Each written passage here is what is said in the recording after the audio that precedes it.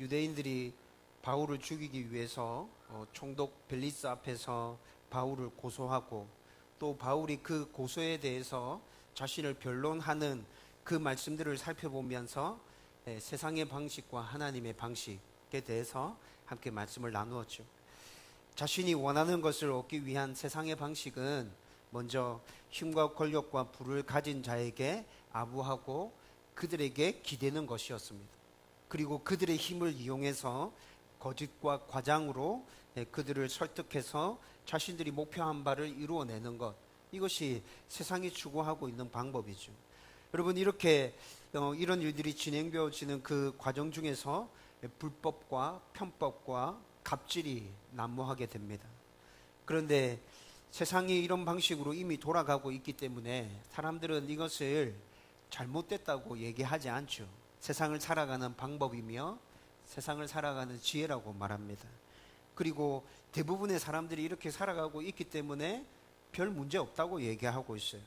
오히려 올바르게 살아가려고 몸부림치고 있는 사람들을 향해서 사람들은 이상하단 말하죠. 니만 왜 그렇게 살아가려고 하니? 라고 되묻습니다.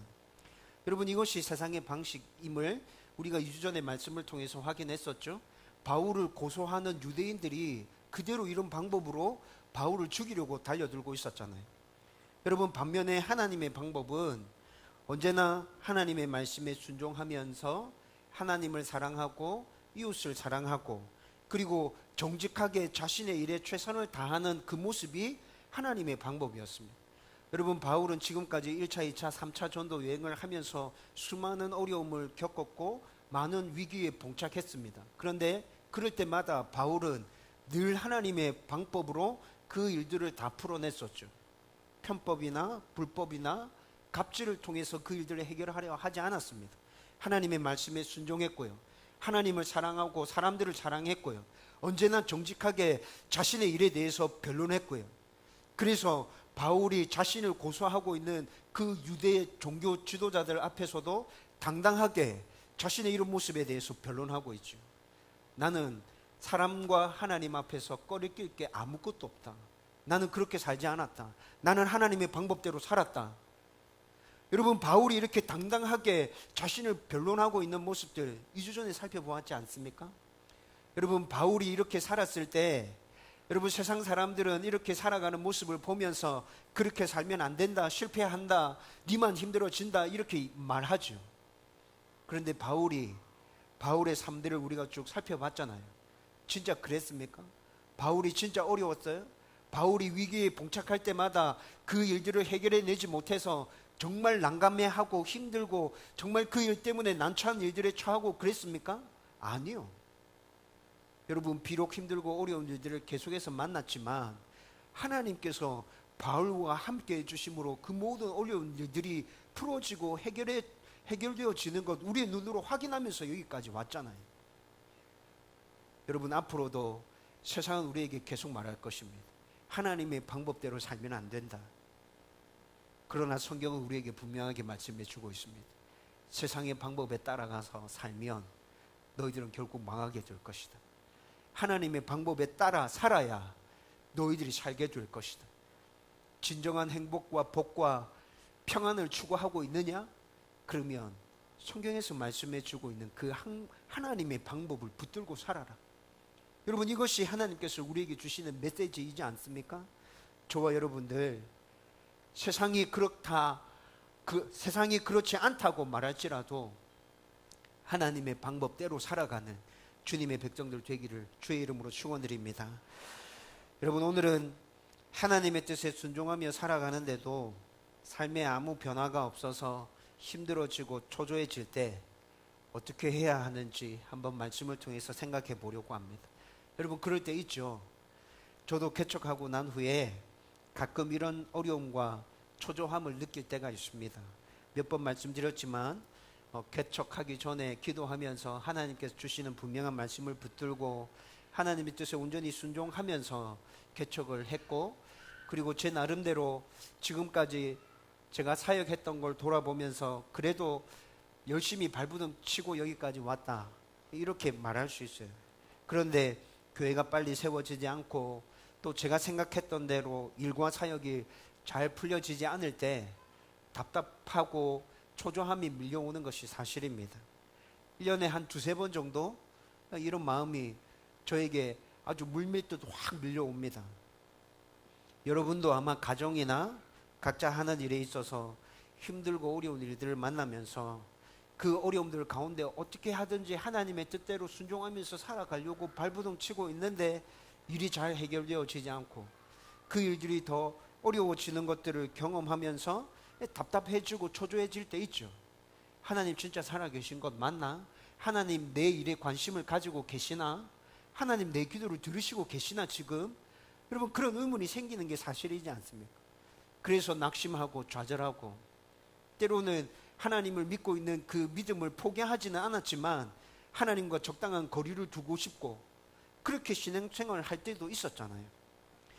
여러분 그런데 오늘 우리가 읽었던 본문 말씀이 우리만 이런 것이 아니라 성경에 나타나는 믿음의 위인들에게도 이런 답답함과 초조함이 있었다는 것을 보여주고 있습니다.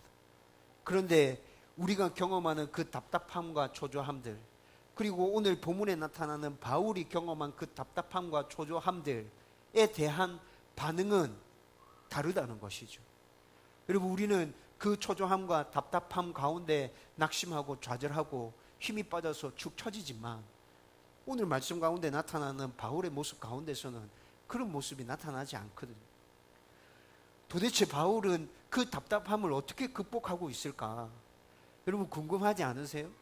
1년에 두세 차례씩 이런 것을 경험하는 저는 정말 궁금하더라고요. 도대체 바울은 어떻게 이 초조함을 이렇게 잘 이겨낼 수 있지? 여러분 오늘 그에 대해서 여러분들과 함께 말씀을 나누려고 합니다. 바울은 총독 벨릭스의 보호 아래서 2년 동안 가이사랴의 총독부에 감금되어져 있었습니다. 여러분 물론 우리가 2주 전에 살펴보았던 말씀을 통해서 알 수 있었는데 2년 동안 감금 생활을 하고 있기는 했지만 어느 정도 자유가 주어졌었죠. 그리고 바울은 친구들을 만날 수도 있었습니다. 여러분 그렇지만 바울이 원했던 생활이 이런 것일까요? 바울이 원했던 생활은 이런 게 아닐 거예요. 바울이 지금 원하고 있는 건 뭘까요? 바울은 지금 유대인들의 거짓 고소와 관련된 이 일들, 살해 협박을 받고 있는 이 일들이 빨리 모두 다 깨끗하게 해결되어지고 로마로 향하는 것, 이것이 진짜 바울이 원하고 있는 일이잖아요. 그런데 벨릭스는 혹시라도 바울이 빨리 풀려나기 위해서 나한테 돈을 좀 줄까? 라는 것들을 생각하면서 또 유대인들의 마음을 얻기 위해서 재판을 계속 딜레이시키고 있어요. 판결을 미루고 있다는 거죠. 그리고 그렇게 2년의 세월이 흘러버렸습니다. 여러분 로마로의 여정이 가이사랴에서 단 한 발짝도 움직이지 않고 속절없이 2년의 시간이 그냥 흘러갔다는 것이죠. 여러분 그리고 2년이 지난 뒤에 벨릭서가 지지난주에 살펴보았듯이 여러 가지 부정과 부패의 그런 잘못을 저지르고 있는 지도자였다는 것을 살펴봤잖아요. 2년이 지난 후에 네로가 벨릭스를 로마로 불러들입니다. 그리고 그 부정과 부패에 대해서 벌을 주게 되고 그 후임으로 베수도 총독을 이스라엘 땅으로 보내게 되는 거죠. 오늘 우리가 읽었던 본문은 베수도 총독이 새롭게 부임하면서 있었던 일들에 대해서 함께 말씀을 읽은 것입니다. 여러분 그런데 바울의 처지에서 이 상황을 좀 곰곰이 생각해 보십시오. 좀 전에 제가 설명한 그 답답함과 초조함이 바울에게 생기지 않았을까요?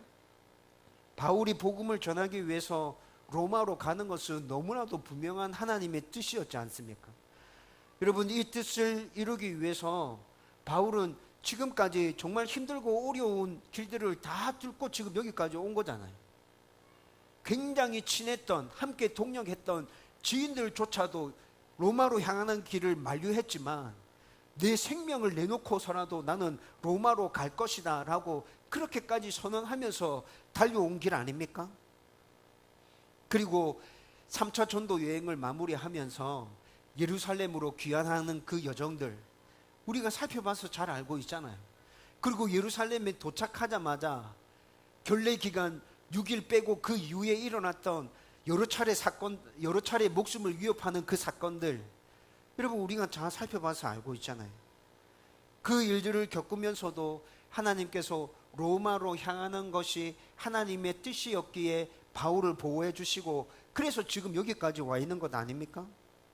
그런데 가이사랴에서 벨릭스 총독에게 발이 묶여서 아무 진척 없이 2년의 세월을 그냥 흘려보냈어요. 여러분, 2년은 노년의 바울에게, 그리고 마지막으로 이루어야 할 사명이 있는 바울에게 결코 짧은 시간이 아니었습니다. 여러분, 바울이 초조하거나 답답해 했다는 말씀이 성경에 나타나지 않죠. 그렇지만 이런 상황들을 쭉 생각해 보면 지금 답답하고 초조해 했다는 말씀은 나타나지 않지만 그의 상황이 정말 답답했겠구나, 초조했겠구나, 일이 어떻게 해결될 것인지, 어떻게 진행되어질 것인지 초조함으로 기다리고 있었지 않겠어요?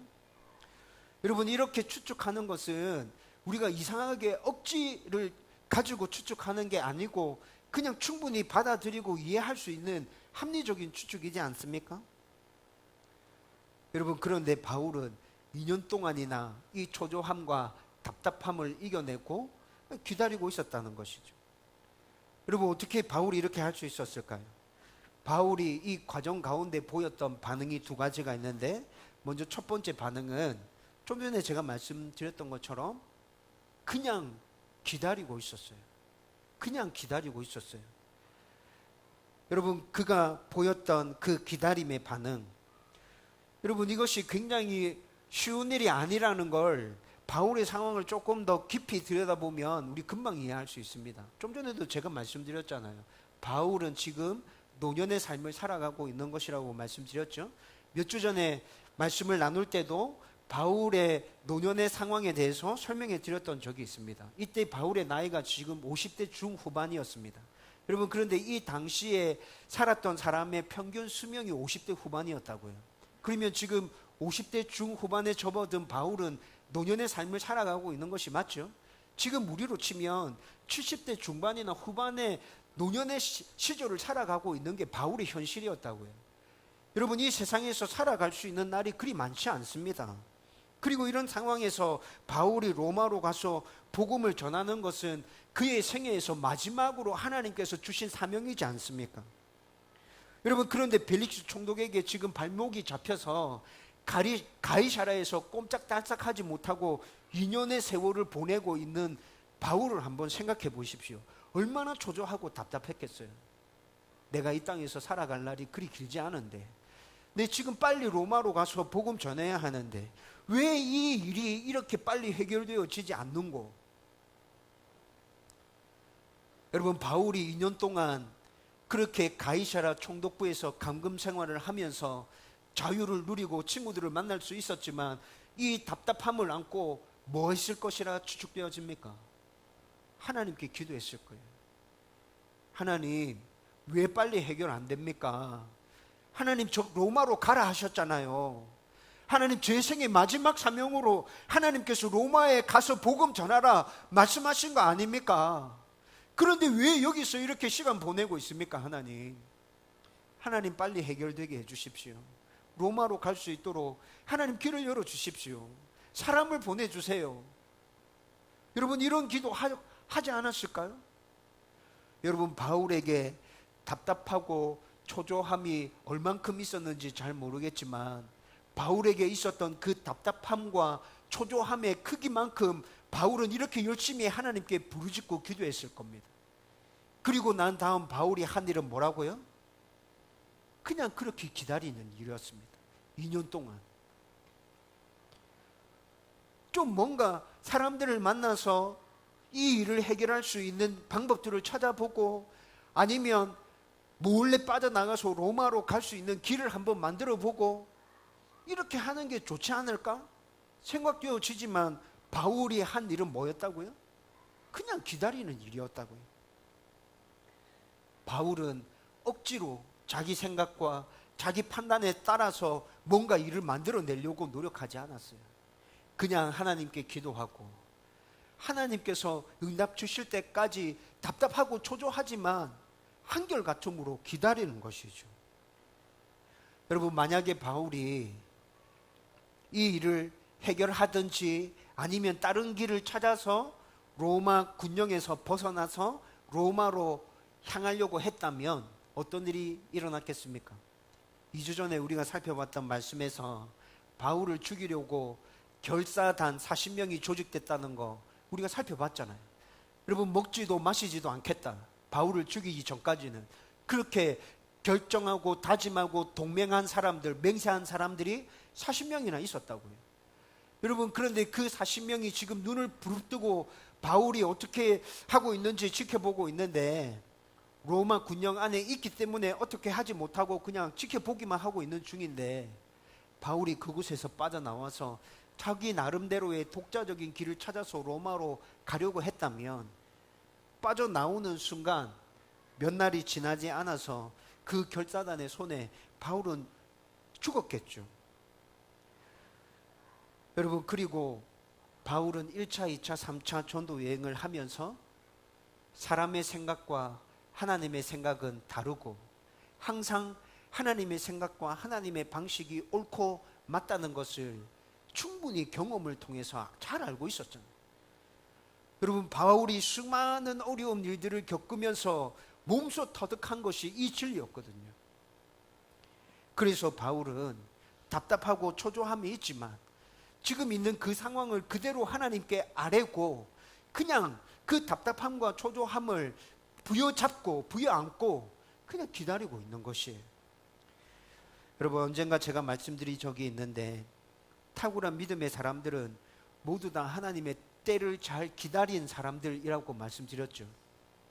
섣불리 자기가 생각하고 판단한 대로 움직이지 않았습니다. 믿음의 사람들의 모습들을 성경을 통해서 여러분 다시 한번 확인해 보십시오. 하나님께서 가라 하시면 갔고 하나님께서 서라 하시면 섰고, 일상생활 가운데서는 이미 주어져 있는 하나님의 말씀을 가지고 또 하나님을 닮아서 우리에게 있는 옳고 그름에 대해서 판단할 수 있는 능력, 그 자유의지를 가지고 말씀을 기준으로 해서 생각하고 판단함으로 늘 하나님의 말씀에 순종하는 삶을 살았죠. 그렇게 살아가다가 정말 하나님의 뜻이 무엇인지 궁금하고 그 하나님의 뜻을 꼭 알아야 되는 상황인데 그것을 모르는 상황이면 하나님께 기도하지 않습니까? 하나님, 제 상황이 이렇습니다. 어떻게 해야 합니까?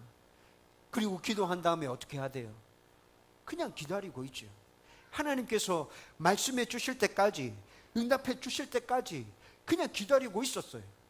답답하고 초조함이 있었지만 그렇게 기다리고 있다가 하나님의 말씀이 분명하게 주어졌을 때 움직였고, 그렇게 했을 때 모든 일들이 하나님의 은혜로 형통하게 진행되어지는 것, 여러분 우리가 성경을 통해서 확인할 수 있지 않습니까? 여러분, 지금 우리가 묵상하고 있는 여호수아 말씀에서는 그와 반대되는 모습이 나타나고 있죠. 어떤 모습이 나타납니까? 이스라엘 백성들이 하나님께 묻지 않습니다. 이스라엘 백성들이 하나님의 말씀이 분명하게 주어졌음에도 불구하고 그 말씀대로 행하지 않습니다. 그래서 어려움을 겪는 모습들 지금 보고 있지 않습니까? 아이성 전투에서 하나님께 물었습니까? 기브온 주민들과의 계약에서 하나님께 묻고 그 계약을 체결했나요? 하나님의 뜻을 몰랐지만 그들은 묻지 않았어요. 자기 마음대로 생각하고 판단했죠. 그래서 어려움에 봉착하게 되는 것 아닙니까? 그러나 믿음의 사람들은 한결같이 하나님의 뜻이 분명하게 무엇인지 모를 때 하나님께 물었고, 하나님의 분명한 뜻이 나에게 주어질 때까지 답답함이 있었고 초조함이 있었지만 그냥 그렇게 기다린 사람들.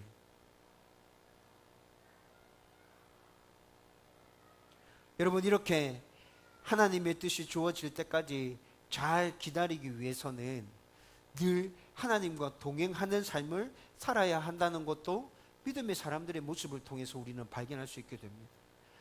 여러분, 기다리면 답답하고 초조하다고 지금 계속 말씀드리고 있잖아요. 그렇죠? 여러분, 기다린다는 건 정말 답답하고 초조한 일입니다. 그런데 어떻게 그렇게 믿음의 사람들이 잘 기다릴 수 있었죠? 늘 하나님과 동행했기 때문에. 여러분, 기도로 말씀으로 늘 하나님과 동행하다 보면 우리가 가지고 있는 그 답답함과 초조함을 덮을 수 있는 하나님의 평안함이 우리 가운데 주어진다고요. 성경은 이 평안함을 세상이 알지 못하는, 이해하지 못하는 평안함이라고 말씀하고 있잖아요. 여러분, 그 평안함이 있기 때문에 하나님과 동행하는 사람들은 답답하고 초조한 마음이 있을지라도 잘 기다릴 수 있다는 것이죠. 여러분, 하나님과 동행하는 사람들은 초조함과 답답함이 있어도 그것들을 다 걷어내고 하나님의 음성이 들려올 때까지 잘 기다릴 수 있다. 여러분, 이것은 불변하는 진리입니다. 모든 하나님의 사람에게 똑같이 적용되어지는 진리라고요. 여러분, 이것을 생각하고 저와 여러분들도 하나님과 늘 동행하면서 하나님께서 분명한 뜻을 나에게 보여주실 때까지 그냥 기다리고 인내해야겠다. 여러분, 그렇게 결단하고 나아간다면 하나님께서 믿음의 사람들에게 베풀으셨던 그 은혜와 능력들이 우리 가운데도 똑같이 임하게 될 것입니다. 여러분, 오늘 본문의 바울도 우리가 생각하기에는 하나님의 뜻에 순종하려고 하는데 일이 잘 풀리지 않아서 답답하고 초조한 것 같이 보여집니다. 바울도 사람이었기 때문에 이런 상황 가운데서 답답하지 않고 초조하지 않았다면 그건 이상한 것이죠. 그런데 여러분, 제가 발견한 것은 바울의 답답함과 초조함은 그렇게 심각하지 않다는 것입니다. 어떻게 이럴 수 있죠? 제가 좀 전에 말씀드렸던 것처럼 바울이 늘 하나님과 동행하고 있었고 이렇게 어렵고 힘든 상황이었지만 그 상황을 하나님 앞에 온전히 아뢰었고, 그리고 하나님의 뜻이 분명하게 주어질 때까지 조금 답답하고 초조하더라도 그냥 그렇게 기다렸다가 하나님의 뜻이 분명하게 주어질 때 그대로 움직이는 것이 내가 성공하는 길이고 그것이 하나님의 방법이고 그것이 하나님과 동행하는 하나님 백성의 삶이라는 것을 너무나도 잘 알고 있었기 때문에, 그리고 그렇게 기다리고 있는 바울 가운데 하나님의 평안이 계속적으로 주어지고 있기 때문에 바울은 잘 기다릴 수 있었던 것이죠. 여러분, 바울과 같이 이렇게 답답하고 초조한 가운데서도 하나님의 뜻을 잘 기다리는 것은 단 한 번의 결단과 단 한 번의 시도로 되어지는 것이 아닙니다. 늘 하나님과 동행하는 삶을 살아야 되고요. 그렇게 동행하는 삶을 살기 위해서 말씀을 붙드는 훈련이 되어야 되고요. 그리고 늘 하나님과 기도로 대화하는 그 일들이 훈련되어질 때, 그래서 우리의 매일의 삶이 하나님과 동행하는 삶이 되어질 때 그렇게 동행하는 가운데서도 하나님의 뜻이 무엇인지 몰라서 답답하고 초조함이 밀려올지라도 하나님 주시는 평안함이 우리를 꼭 붙들고 있어서 잘 기다릴 수 있게 된다는 것이죠. 저와 여러분들 가운데 여러분, 그 답답함들, 초조함들을 이겨낼 수 있는 평안의 기다림이 넘쳐나게 되기를 주님의 이름으로 축원드립니다. 여러분, 바울이 답답하고 초조함 가운데 보였던 두 번째 반응은 하나님께서 주신 사명을 매 순간마다 늘 꼭 부여잡고 있었다는 것입니다. 오늘 본문에 나타나는 이스라엘의 새로운 총독 베수도는 전임자 벨릭스와 비교해 보면 자기 일에 굉장히 성실하고 공정한 사람이라는 것을 알 수 있습니다. 여러분, 오늘 우리가 읽었던 1절 말씀 보면 부임한 지 3일 후에 가이사랴에서 예루살렘으로 옮겨가서 예루살렘 지금 성전을 시찰하고 있었어요. 여러분, 이스라엘의 중심지가 예루살렘이잖아요. 부임해서 3일이 지난 후에 이렇게 하고 있다고 성경이 말씀해 주고 있죠. 그리고 6절 말씀에 보면 예루살렘을 시찰하고 난 다음에 10일이 지난 후에 가이사랴로 돌아왔고 그 다음 날 바로 바울의 재판을 진행하고 있는 모습을 우리는 오늘 본문 말씀에서 읽었습니다. 여러분, 이 당시에 다른 나라로 파견되는 로마의 고위 관리들은 자기 일에 이렇게 열심을 내지 않았습니다.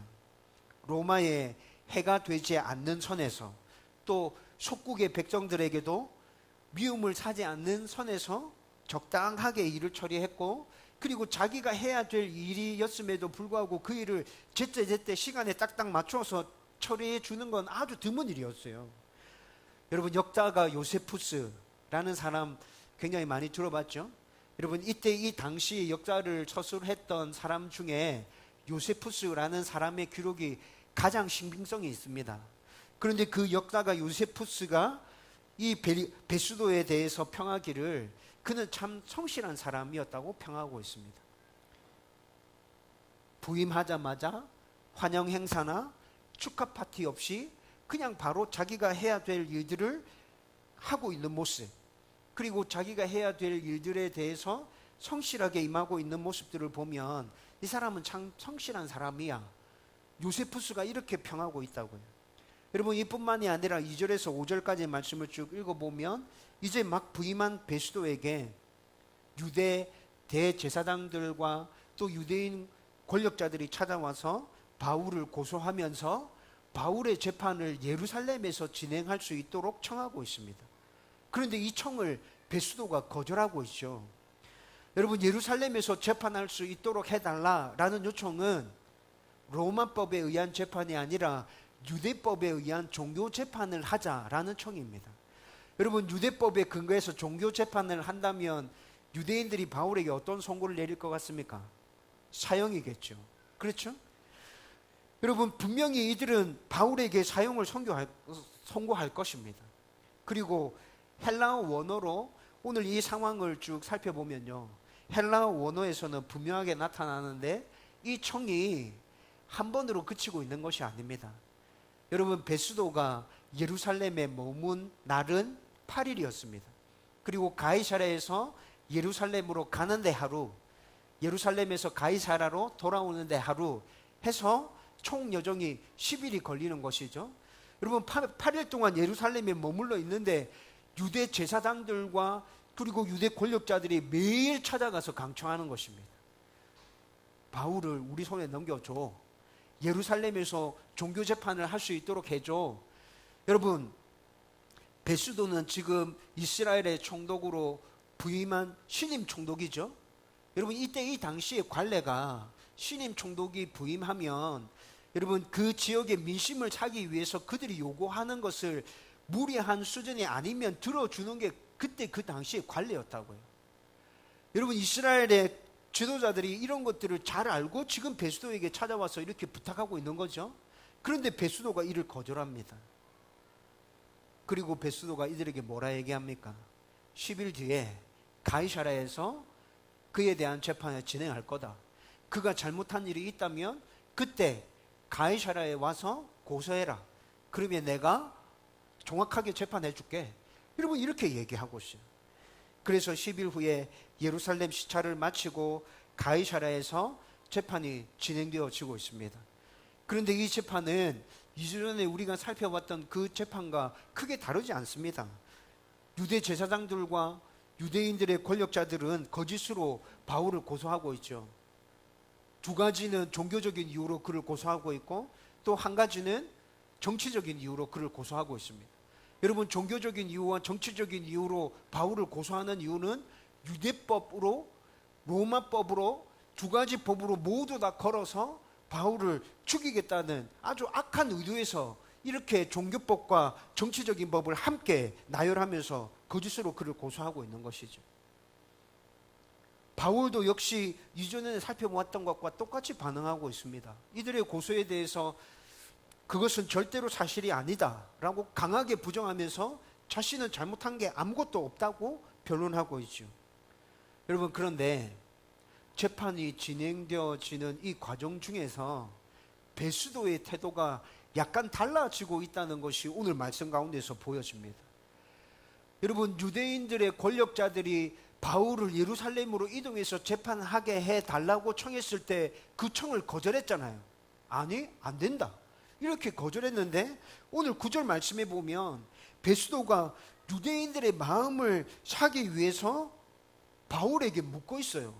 예루살렘으로 가서 재판 받겠느냐? 이렇게 묻고 있다고요. 여러분, 9절 말씀 끝에 보면 내 앞에서 신문을 받으려느냐? 이렇게 묻고 있어요. 내 앞에서 신문을 받으려느냐? 이게 무슨 말이에요? 베수도 앞에서, 예루살렘에 가서 베수도가 공석하고 있는 그 앞에서 네가 재판을 받겠느냐? 이렇게 물어보고 있는 것이죠. 여러분, 그런데 실상은 그렇지 않습니다. 제가 좀 전에도 말씀드렸잖아요. 예루살렘으로 끌려가면 무슨 재판이 진행된다고요? 유대법에 근거한 종교 재판이 진행된다고요. 여러분, 종교 재판에서는 총독이 베수도이지만 베수도가 그 재판에서 할 수 있는 역할은 아무것도 없었습니다.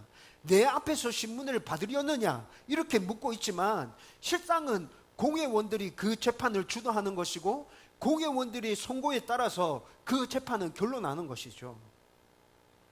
여러분, 바울이 베수도의 이 제안을 들었을 때 잘못하면 내가 예루살렘으로 끌려가서 죽겠구나 라는 생각이 들었지 않겠습니까? 여러분, 그래서 바울이 10절 말씀에 자신은 지금 로마 시민으로서 로마법에 근거해서 재판을 받고 있는데 너는 로마의 총독이면서 왜 유대법으로 나를 또 재판받으라 하느냐라고 반론을 제기하고 가이사에게 재판받겠다고 상소하는 말씀이 나타납니다. 여러분, 이 당시 로마 시민은 재판의 선고나 또 재판의 절차에 있어서 부당함이 느껴질 때 곧바로 가이사에게 상소할 수 있었습니다. 여러분, 가이사에게 상소한다는 말은 로마 황제에게 재판받는다라는 말이 아니고 로마의 최고의 재판 기구가 있겠죠. 로마로 가서 로마에 존재하는 최고의 재판 기구에서 재판을 받는다는 것이었습니다. 여러분, 이렇게 바울이 가이사에게 재판받겠다고 상소함으로 이제 바울은 로마 군인들의 보호를 받으면서 이동하게 되는 것이죠. 여러분, 바울이 로마로 가는 방법은 이 방법 말고 없었을까요? 여러분, 이 방법이 진정으로 바울이 원했던 방법일까요? 여러분, 이 방법이 진정으로 바울이 원했던 방법이었다면 벨릭스가 총독으로 있는 기간 동안 2년 동안 왜 세월을 허비하고 있었죠?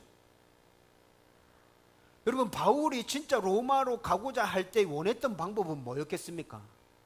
자유인의 신분으로 자유롭게 여행하면서 만나는 모든 사람들에게 복음을 전하고 그렇게 로마에서 자유롭게 돌아다니면서 복음을 전하는 것을 바울이 원했지 않겠습니까?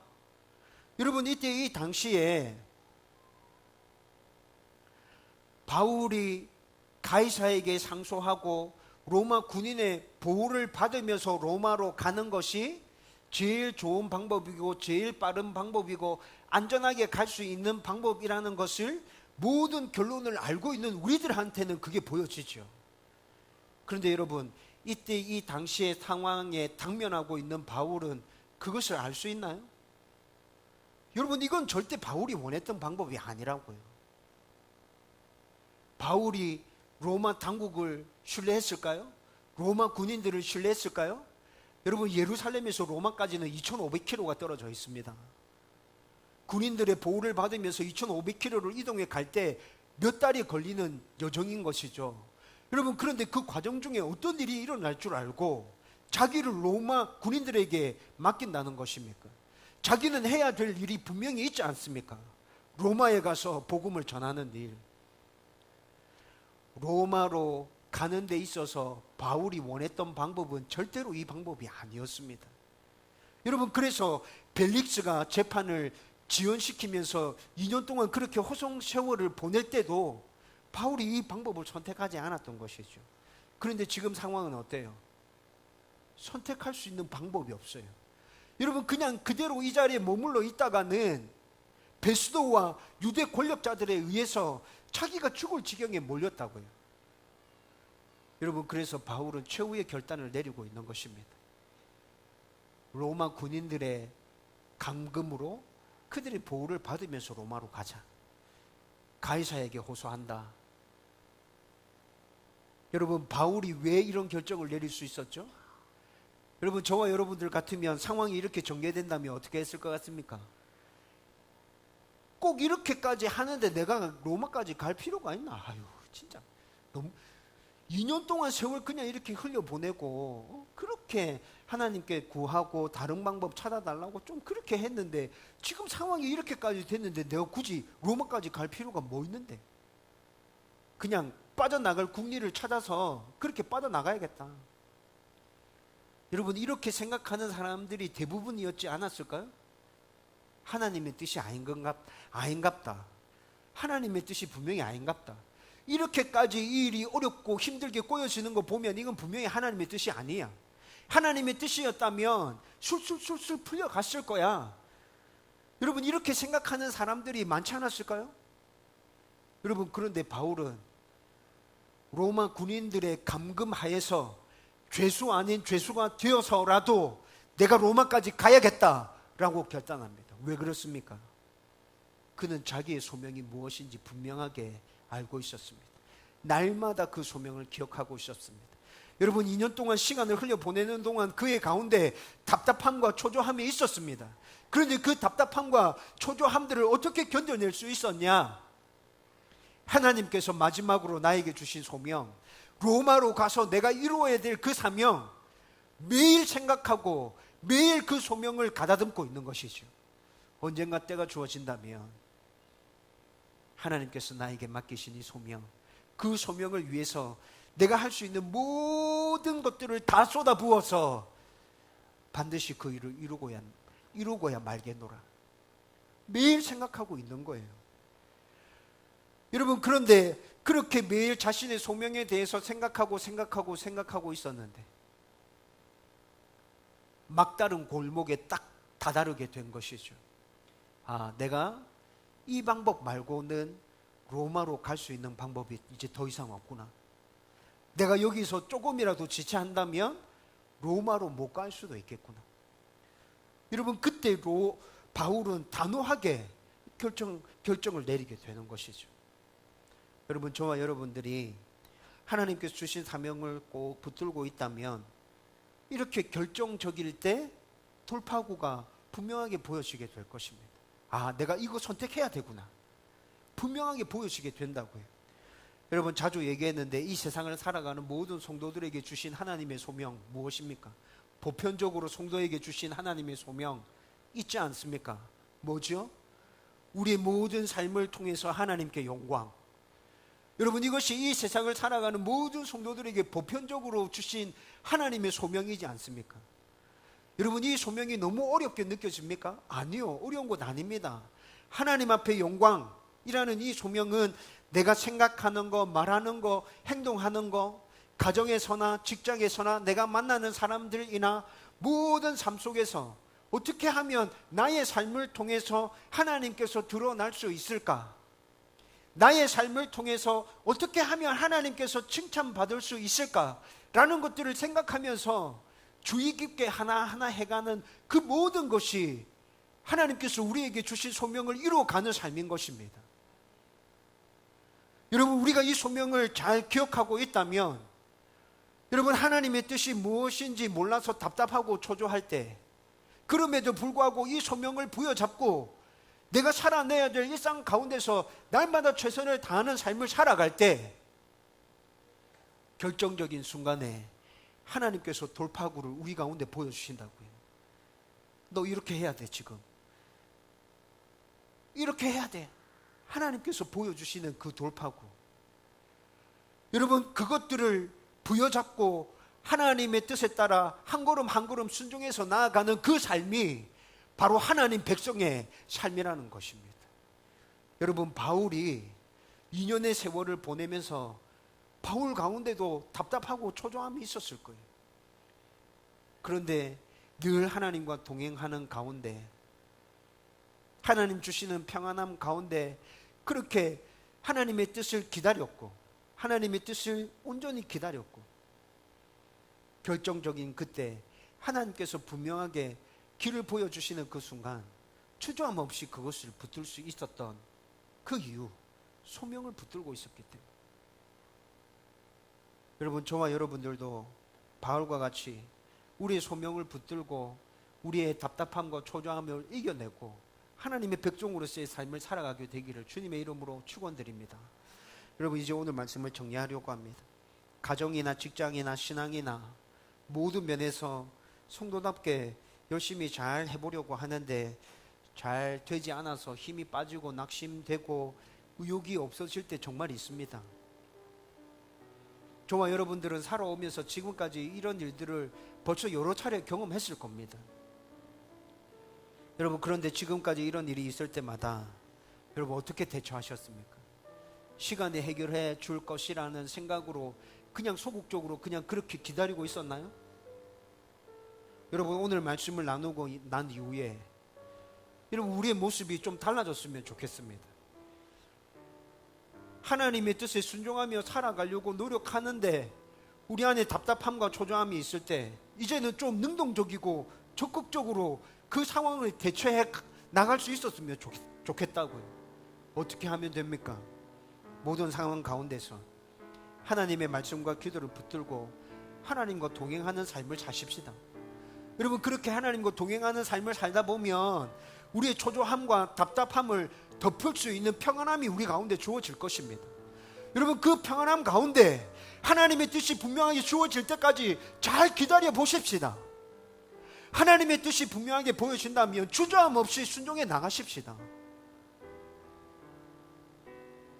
하나님께서 나에게 주신 사명, 내 모든 삶을 통해 하나님께 영광이라는 이 사명 한순간도 잃어버리지 말고 사소한 부분에서라도 이 사명을 이루기 위해서 열심히 살아가십시다.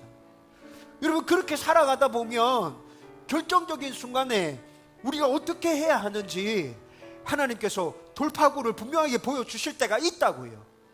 그때 그 돌파구를 붙들고 그리로 나아가면 하나님의 백성으로서의 삶을 능동적으로 살아가게 된다는 것이죠. 여러분, 저와 여러분들이 우리 가운데 밀려오는 그 답답함과 초조함에 대해서 이렇게 능동적으로 대처하며 살아가는 하나님의 백성들 되기를 주님의 이름으로 축원드립니다.